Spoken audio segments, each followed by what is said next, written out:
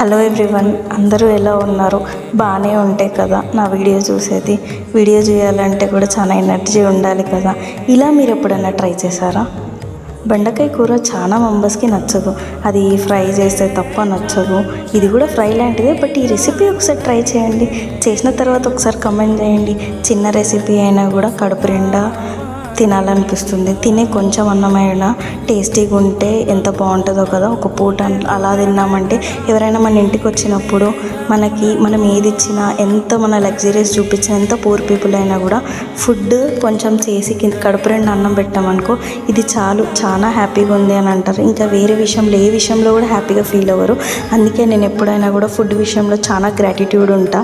ఎవరు వచ్చినా, నేను తినాలనుకున్నా, ఎవరికి పెట్టాలనుకున్నా ఫుడ్ తోటే నేను పెడతాను. ఎందుకో అది నాకు చాలా ఇష్టం.